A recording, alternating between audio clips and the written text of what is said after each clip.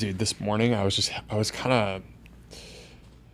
oscillating between like feeling, I was getting this urge to like, I didn't get my workout in this morning, so I was like mentally a little caged up, and I just had this like fire where I was just kept thinking about the word trailblazer, and this idea that like we need more of that like pioneering spirit, like Yeah. people who literally just want to like go into the jungle and blaze a trail, and I don't know, just thinking about that idea and trying to like visualize that and contextualize that in our own way. It's like how many people can be impacted by this conversation alone where we look back and it's like, oh man, people actually got inspiration from this to the point where they started taking action in their own life and doing things in a different way in accordance with a different paradigm, a different set of beliefs than they did before they listened to this conversation. So I was thinking about that idea like trailblazer, and I feel like that relates to both of our like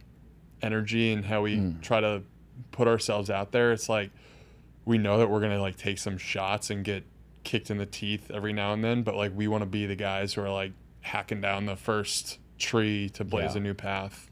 When you close your eyes and think about the word Close your mind it's every closed, day. right? Yes, I do. It's already closed.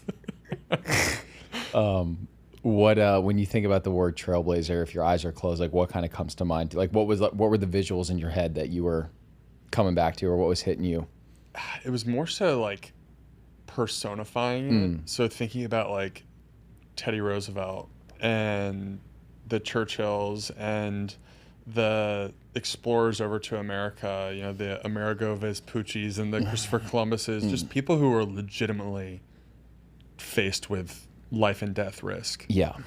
And dude, I've gotten like, I just think that's where we're supposed to live. You know, like we're supposed to live with that feeling a little bit more than I think we're used to. And I think that hard times obviously bring more people into that field of feeling like there's some like level of, hey, I actually need to survive out here to make this thing work. I know it's challenging times for a lot of people, and we've got each other to lean on, but I get that feeling that like we should be living in that little area of life where you're supposed to just kind of like have your back against the wall. Yeah. We were talking about this last week. I mean, I don't think it's possible for you to have asymmetric reward without asymmetric risk. And it's not like fetishizing the concept of just taking risk just to take risk, but No. I think you make such a good point. Like you think the gravitas of the situations behind what someone like a Teddy Roosevelt was dealing with, like losing his mom and his mom and his wife on the same exact day, and isolating himself out in the frontier and just exploring and hunting bison and getting his mind right, and then being one of the youngest presidents ever, and Winston Churchill literally dealing with like the weight of the world literally on his shoulders of like good versus evil, and all these men that you look up to, and it's like you look up to them directly in proportion to the weight that they bared and the way that they were able to overcome that and achieve that like maximum potential, or whatever the word is that you want to use to describe it. It's super interesting. 100%. And I think to the best of our ability, like, I think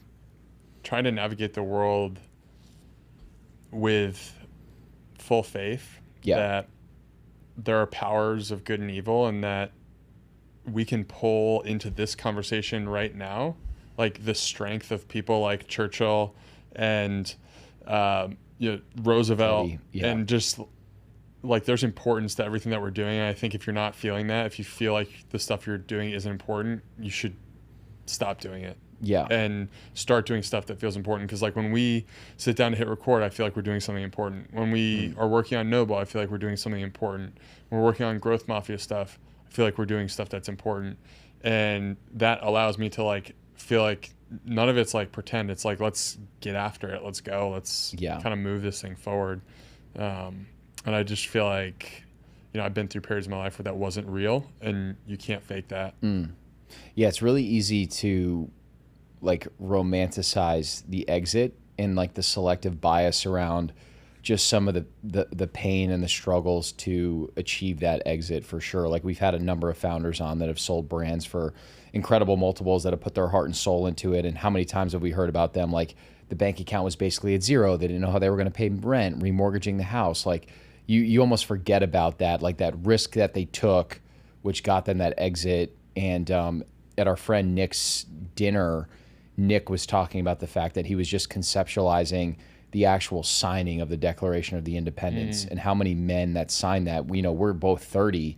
A lot of the men that signed that were younger than us. And like, you hear about it and it's like this incredibly patriotic, romantic thing, but you think about the actual weight that was associated with that decision of creating that document, creating this experiment known as the United States, and like what the stakes were if they ended up losing the Revolutionary War. It's actually wild to think about. It's crazy. Yeah. Where do you think you would have been back then? Like, do you think you would have been in, like, had the courage to be in a room like that?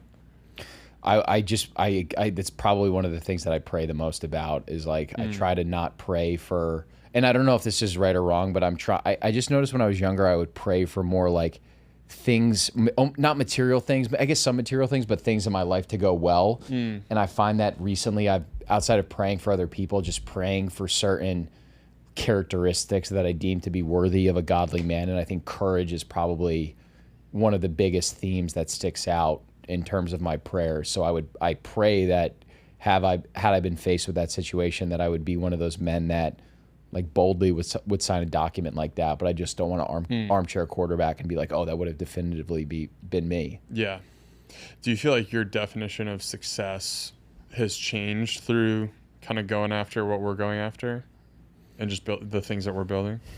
We talked about this a little bit in one of our solo podcasts, but when I turned 30, I think I was still married to this like old definition that I had around like what I was hoping to achieve by the time I was 30. And it was like metrics around money or maybe things that would be deemed nice and successful by society. But what I've rested my head on is that success to me is just it's a feeling. Like it's a feeling of within those 24 hours that I had, or however many hours that I had awake, that the closest version to 100% of Brett was materialized within that day. And it's nothing material. I'm just trusting and I have faith in the fact that if I can unlock 100% of Brett or 100% of Harry, that score is going to ultimately take care of itself materially, financially, your ability to provide for your family. I really just, I think it's almost like a law of nature that God has created where it's like, oh, the outcome doesn't matter, just trust in the process. But I think that if you have that mindset in a bizarre way, the result will be really fruitful to you too. Yeah. What do you think about that? Yeah, 100%. I felt that way in sports a lot. I think there's just amazing power in visualization and really just seeing the outcomes, trying to see the outcomes before they happen. But you also need to, sports that I like, baseball, golf, those are kind of the two that come to mind. The harder you try doesn't necessarily make the outcome any better. Yes. Like for football, like maybe it's like hit the guy harder, like whatever. But for golf, if you're just sitting there and there's so much mental mastery that goes into the game that if you're thinking about playing harder, odds are you're going to have worse outcomes. Yeah. So you really do need to sit in this place of I've done the work. The work was done before I even got on the course. Now it's time to just like let that fullness of that preparation come through. And how do I do that? It's not trying to overly engineer an outcome. It's every single shot's a new one, and let me just step up to this ball and try to like basically get your thoughts to neutral and zero. So I think about that in the context of life. And it's like, well, yeah, golf is very much like the game of life. Yeah. There's times where you hit the ball, stripe it down the middle of the fairway, and then your next shot, you would have prayed the last hole that you hit it on the fairway and you hit it in the rough, and then from the rough you went on the green, but then the next hole you're in the fairway and you hit it into the bunker. And it's like, it's this game of every shot is, indicative of just like what you did previously. You just need to approach each shot as if it were brand new. Yeah, it's funny, all these metaphors that come from things like doing sports and just other activities, and you forget the fact that like, no, the same principles that made you successful on those particular shots of that day golf actually apply to your business or whatever venture you're pursuing in life too. It's weird how we think these things are mutually exclusive when they're way more intertwined than we realize. Totally. Yeah, I mean, do you feel this way that like sports has massively amplified your capacity as an entrepreneur to just like to go after things and pursue things in ways that, maybe if you didn't play sports, 100%. like how well equipped would you be to be an entrepreneur if you didn't play sports? I don't think I would be very well equipped at all. And I also noticed that I think some of the same things that maybe mentally plagued me a little bit playing baseball still also plague me too, which is what I'm working through with Chris, that coach that I've been working with. That's an interesting thread to pull on. Yeah, which is really cool. It's doing something on your own, where I just think the feeling, like sometimes when we go into the office, like I almost view the office or our team as like the embodiment of this force of will from 3 years ago. And I just think about this concept of like, when you have something that's your own, or with your partner, whatever, your own thing, if you don't do work, nothing gets done. And if you do work, that's like the engine that moves everything forward. Totally. And I know it sounds so simple, but when you come from just like a traditional background where the wheel is just going to keep moving and you're just a small cog in that wheel, it's such a unique mental model to have. Yeah. We had a mutual buddy once who was dealing with some stuff. He was going through a hard time, and I was giving this analogy. I didn't really know at the time, but it's actually like I don't know the name of it, but it's like a Greek story, some mythological story of a guy pushing the boulder up the hill. Oh, Sisyphus. Sisyphus. And so I was just giving him that analogy, like that's us on a daily basis. But when you're in a job that doesn't require you to be pushing boulders up the hill, you can coast.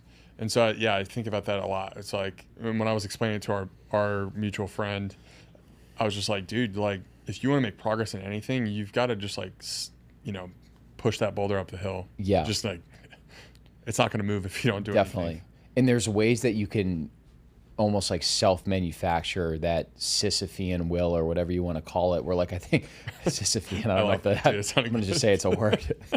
sounded sharp. We need shirts that just say Sisyphean. Shout out Noah Huseman for that. Yeah, Huseman just sitting there loving it. I think that like a good example of manufacturing that is even like the Chad challenge is probably a great example of that for you, where it's like it doesn't matter what job that you're doing. It's like you do 1,000 steps and then you go to bed, and then the step count resets to 0, and then you're pushing the boulder back up the hill the next day. Like that's a really cool way to like manufacture that momentum and keep you sharp too. Yeah, it's actually a good point, because I've really felt it like during different periods of the challenge. Like recently it's been getting a little bit harder, and it's all just in my head. It's just in my head though. I think like I've kind of let more mental friction take root. So I'm trying to just figure out ways to kind of like loosen it up and maybe make it a little bit easier mentally. Yeah. Which has been fun. I think that's like part of the challenge is showing up every day and giving myself that metric where I can come back to and just be like, all right, like this is the same 20-inch box that I'm stepping up on, but it's 100 times harder today. Yeah. Get after it. Good luck. Yeah.